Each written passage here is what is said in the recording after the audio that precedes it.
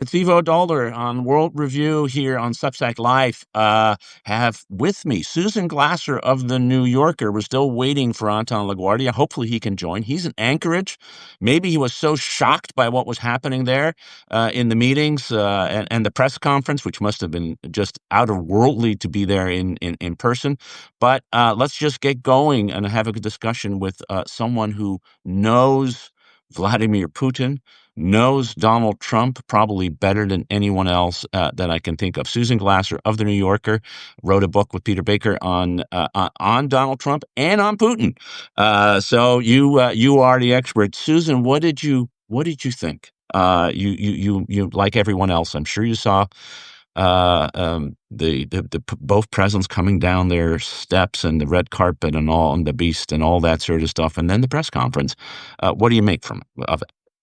Well, thank you, Ivo. It's so good to be with you. I'm sure we'll be chewing this over for a long time to come. Reports are just emerging now on Saturday morning. A little bit more detail about what happened inside the room, based on Trump's debriefings after the fact with European leaders and Ukraine's President Vladimir Zelensky. The key participants, of course, in this conflict who were not included in the discussion in Alaska, which tells you everything.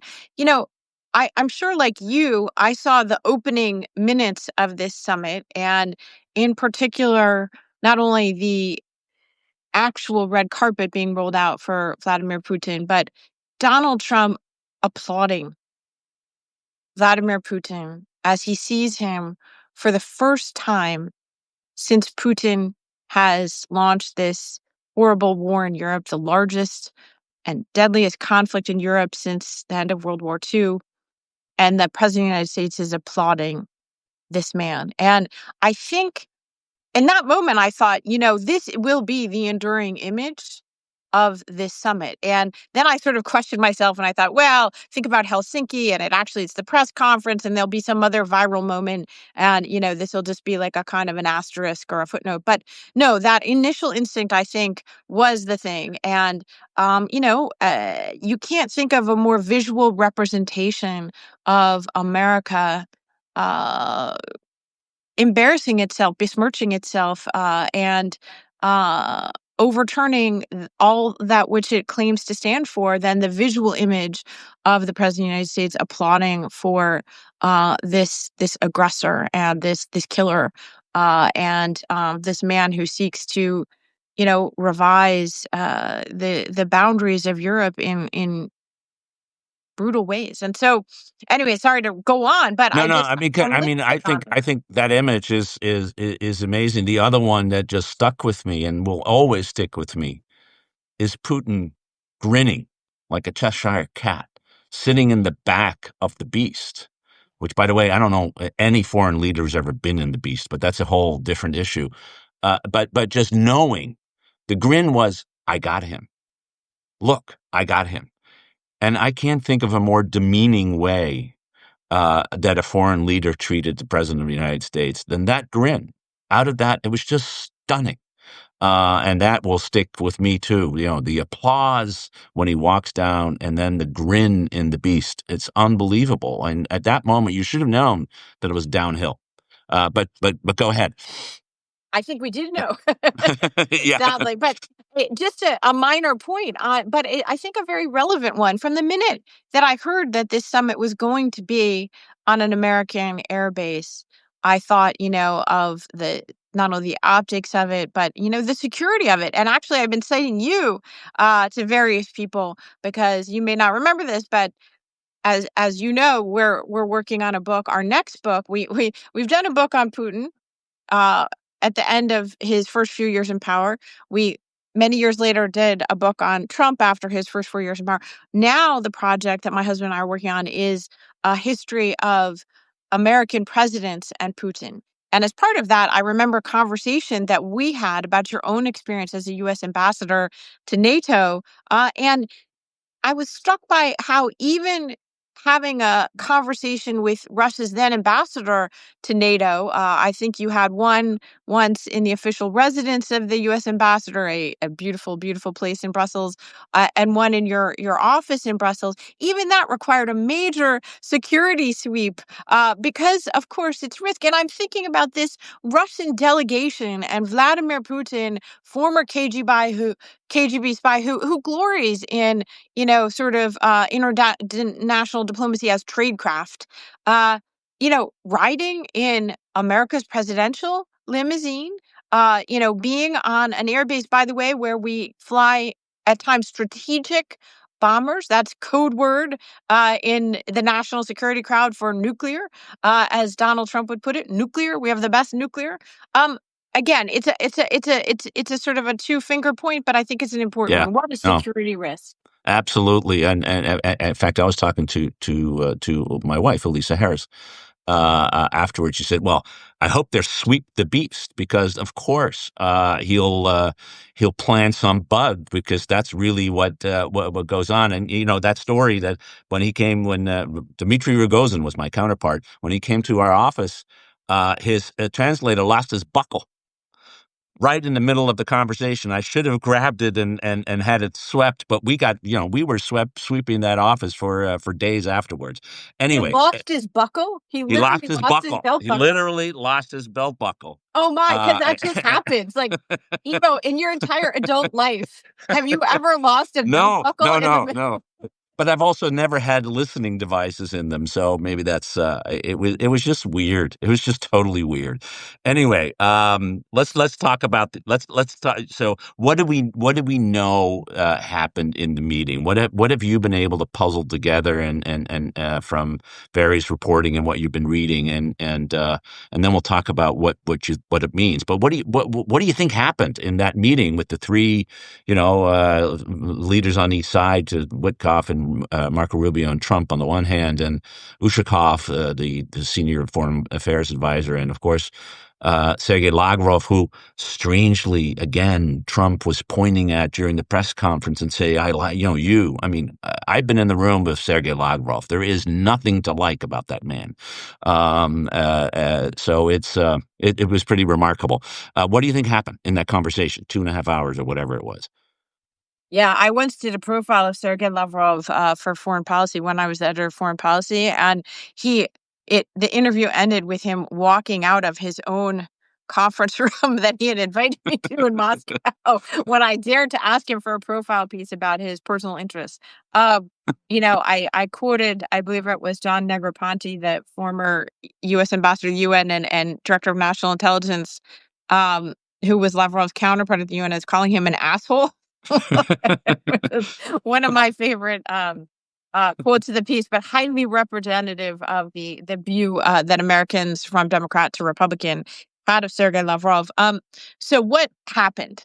I think, and correct me on this, but my sense is that today, Saturday, as we sift through what actually might have happened, that the initial feelings of relief on the part of many supporters of Ukraine, in Ukraine and in the West, the relief that, Trump didn't come out and announce some, grand Neville Chamberlain like sellout to Putin, that feeling of relief is likely to dissipate very rapidly now that we understand that, in fact, behind closed doors, Putin was getting a lot accomplished with Trump. So he had both the public victory of this reception on what the Russian Foreign Ministry spokeswoman Maria Zakharova has already called the big, beautiful red carpet. They're now using Trump's language in their statements.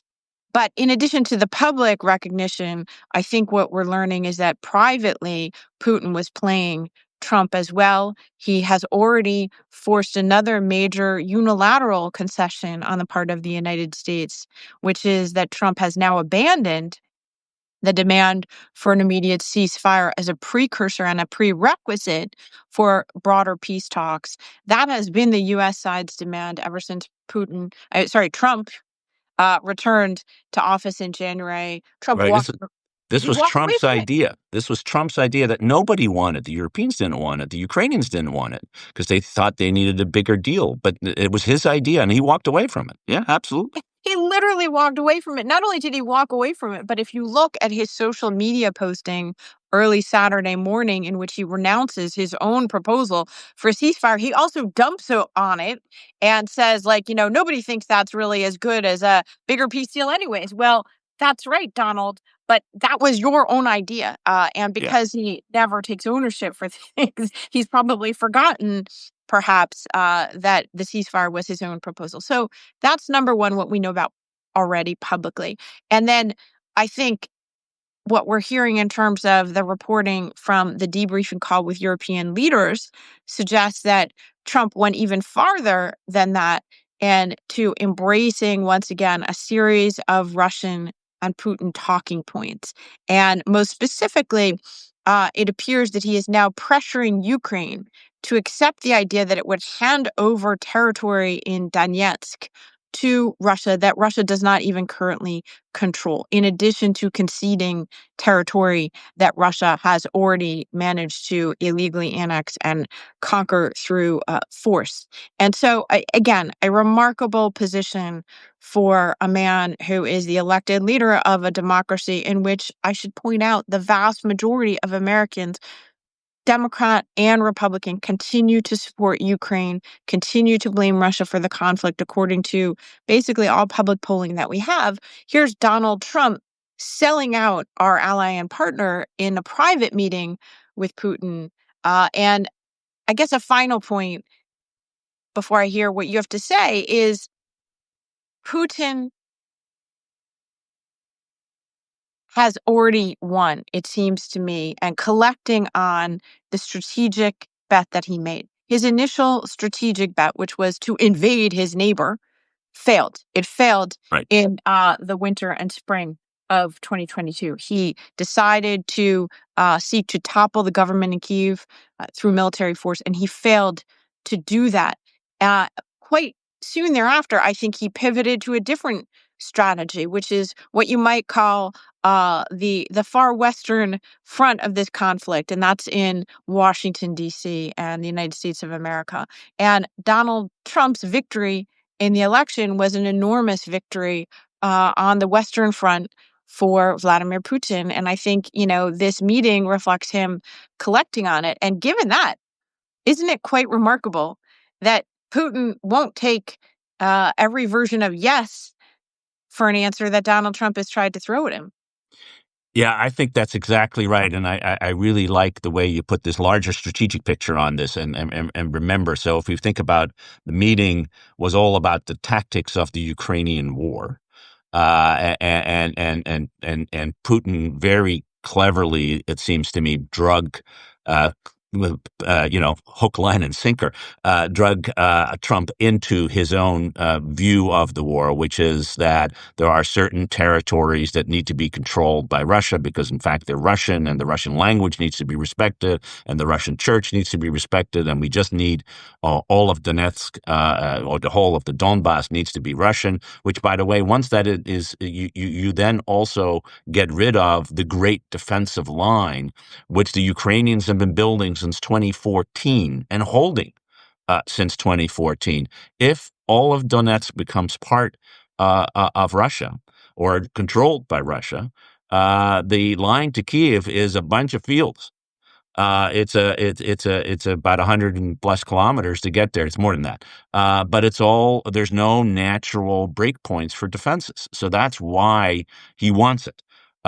He's also said that, his concession is that he will accept the front line for now in Zaporizhzhia and Kherson, the two southern provinces. By the way, this is the proposal that he made to Steve Witkoff last week in Moscow that Steve Witkoff misunderstood because he thought that that Putin had offered to withdraw from Zaporizhzhia and Kherson completely, when in fact he had offered no, just the same front line. So it's the same proposal that the U.S. had rejected, the Allies had rejected, the Ukrainians had rejected, and now Donald Trump has made his own. The other thing that in the larger strategic picture, uh, this has always been not about territory. This is about who controls Ukraine and who controls European security. And on that, he also made huge accomplishments and moved forward. On the security side, Trump is now there's reports just in the last few hours that he told the Europeans in the call that he was willing to consider an Article 5 like a NATO like security guarantee for for Ukraine. I don't believe it. That is, if you want a NATO-like security guarantee, it's called NATO membership. That's how that's a real guarantee. And he even said that that Putin had accepted it. Well, Putin has accepted it. It's not a real guarantee. I can guarantee you that Putin went to war in order to prevent Ukraine from becoming a member of NATO and to be part of the West. And the idea that he has now accepted the NATO-like security guarantee is just incredible, literally, in the way. But more importantly, and I think that's your point, and I think this is right, he succeeded in splitting the United States and Europe in a very fundamental way. I mean, if this is not the wake-up call for Europe, that they're on their own, that the United States no longer sees their security interest in the same way that they do, then I don't know what it will take in some ways. I just don't know. I don't know what other message you need. I mean, Donald Trump has sided with Putin on the most important security question of the post-World War II period. And it's stunning. And to argue that, no, maybe there will be a trilateral meeting and it will be all fine, all that kind of nonsense. No, Putin is playing him. He's played him very successfully, but don't let him play Ukraine and Europe. Yeah, well, he has played Ukraine and Europe, and so has Donald Trump, by the way. I have two questions for you as someone who has sort of, you know, lived in the world that's a different world than, journalists telling it like it is without fear or favor. I understand that, diplomacy in part is the act of optimism and, projecting forward that which you hope to be the case.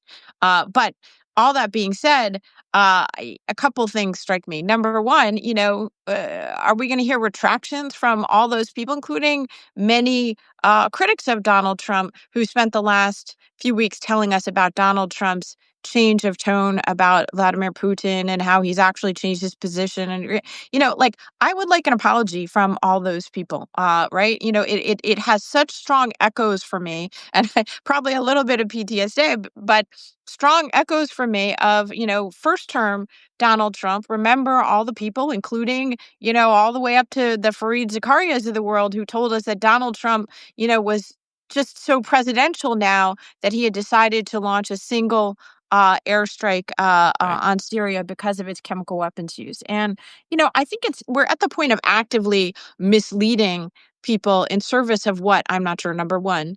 And, maybe that's just sour grapes, but I think it actually, in my view, uh, sound approaches to a challenge like Donald Trump or Vladimir Putin do not come from bullshitting yourself or the public. Number Right. one. Yeah. Number two, this goes to this question of the European leaders, and I recognize it's not unique to them. We've got leaders of American academia, American law firms, et cetera, who are kowtowing to Trump. But let's talk for a second about this failed strategy by European leaders led by the Secretary General of NATO, not just to, play along with Trump where they can, but to, I think go the extra mile in groveling toward daddy, as Mark Rutte, the Secretary General of NATO, called him. Are they going to now recognize, Ivo, that they have failed in this play to flatter the giant man's ego? Like, did no one tell them that Donald Trump can never be sucked up to sufficiently? That ego is so giant that having a strategy of flattering him until he, sells out your country is not really going to work? I think this is the $1 million question, and the first reactions clearly from the Europeans suggest that the answer to your question is no, that they are going to continue to try in one way or another to fool themselves, because that's what they're doing. That somehow Donald Trump has their best interest at heart, and I'm just doing a piece for my Substack. a little later on this is the wake up call. I mean, if you needed one, this is it. I mean, it was pretty clear all along. You and I have had this conversation for 10 years. Donald Trump does not like allies. He does not like alliances, and there's nothing new about it. I mean, they played the game successfully, and Rutte in particular played the game successfully. And I think you and I have talked about this before for the NATO summit. I mean, they fooled Trump into believing that they were going to spend 5% on defense like tomorrow, when in fact what they really said is they would spend 3.5% of GDP on defense by 2035, and 1.5% on other things. And, by the way, the Italians have just agreed that they're finally building their bridge between Calabria and Sicily, the bridge to the island, as part of that 1.5%. Now, you can argue that having a bridge between Sicily and the mainland makes sense from a military strategic point of view, but strikes me that this is more about Italian economics and everything else, which, by the way, is fine. I have no problem with that. I think it's a good idea. But this is what Donald Trump has wrought. This is the defense expenditure. So they got through the summit. And they only had one meeting, and they never talked about anything seriously. They didn't meet with the Ukrainians, and they now think that, and Donald Trump didn't walk away from NATO, and that somehow was like a victory. So what did he do? He turns around and says, I'll put 15% tariffs on everything you import that you send to me. And the Europeans say, oh, okay, that's better than 30%. Well, yeah, I agree.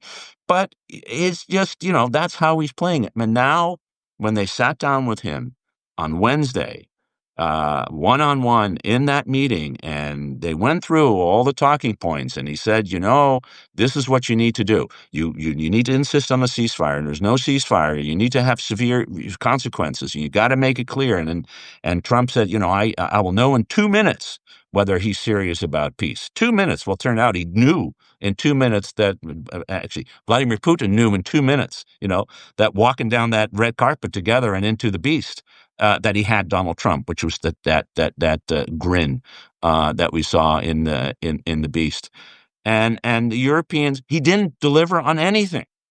He was on Air Force One in the gaggle on his way to Alaska. He said, the one thing I want is a ceasefire.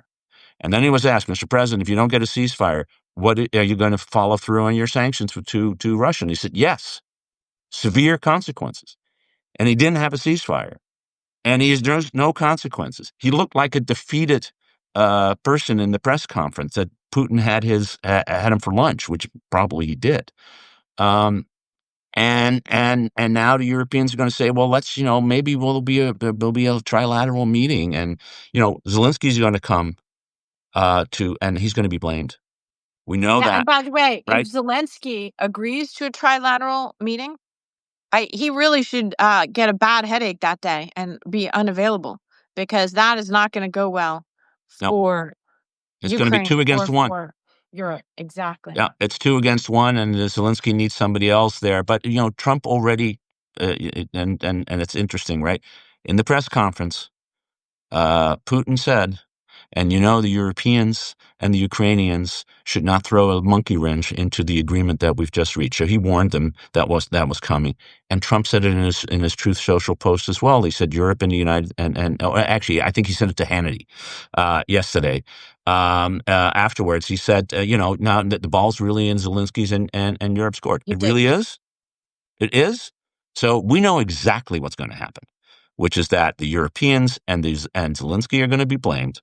Trump is going to do what he's always wanted to do, lift sanctions on Russia and start a bilateral relationship and say that's important for America. He talked about all these business deals in the hottest country, blah, blah, blah, blah.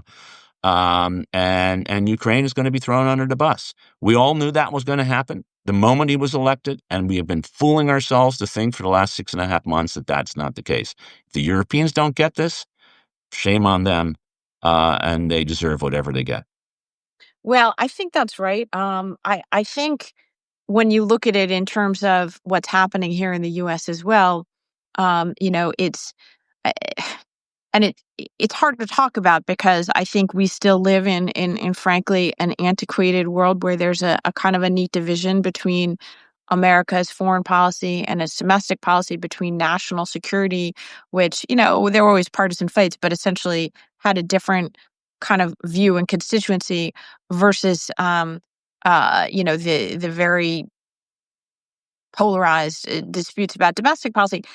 That's not the case. And I think it's important to note that this happened in a week in which Trump has moved much farther toward executing on what you might call a Putinesque vision of national security, which has nothing to do with standing up against adversaries, traditional adversaries like Russia and China, and everything to do with going after the sources of domestic political opposition at home, militarizing the response to domestic political opposition, creating something like a federal police force. We can see the outlines of that now as something that's in radical opposition, of course, to our traditions of decentralization and local government in this country. And I feel like I don't want to have conversations anymore about quote foreign policy that fail to see the connections between Donald Trump's embrace of Putin's view of the world at a global summit and his Putinization of the United States at home.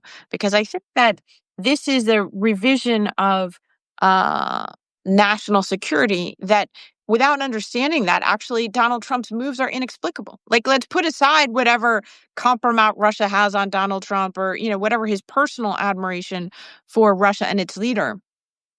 He has now a Putinesque and a Xi-esque view of the world and of national security, that if you don't get that, then it really is incomprehensible for the leader of the United States to be applauding for the leader of Russia in the midst of this war.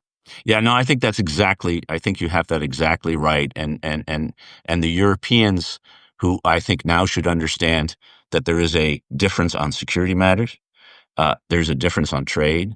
There's also a difference on politics. I mean, when J.D. Vance and everybody else goes after and says that the AFD is a wonderful thing, that this respectful leader, Lukashenko, which Trump talked to yesterday on Air Force One, the most despised leader in Europe, bar none, worse than Putin in some ways, but certainly no better than Putin, to argue that he is a respected leader, that Viktor Orban is a respected leader. The United States is siding with the far, far right, dictatorially inclined movements politically in Europe.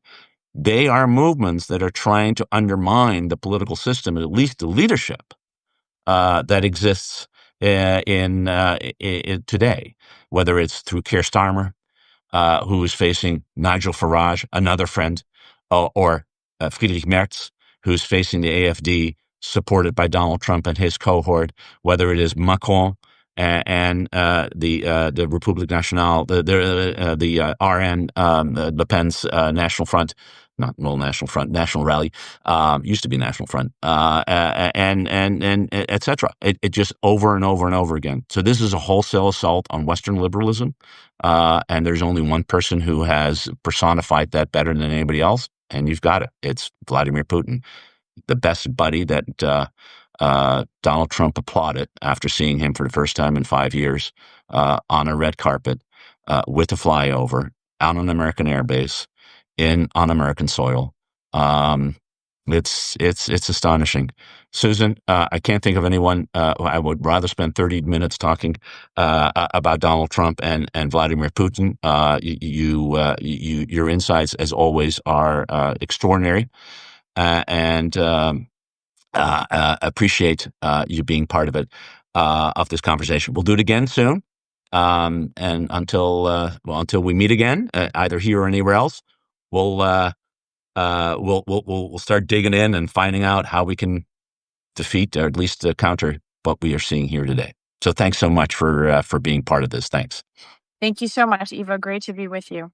All right, take care. We'll see you soon. Bye bye. Bye bye. And thank you all for tuning in. We'll be back again with another edition of World Review. Bye bye.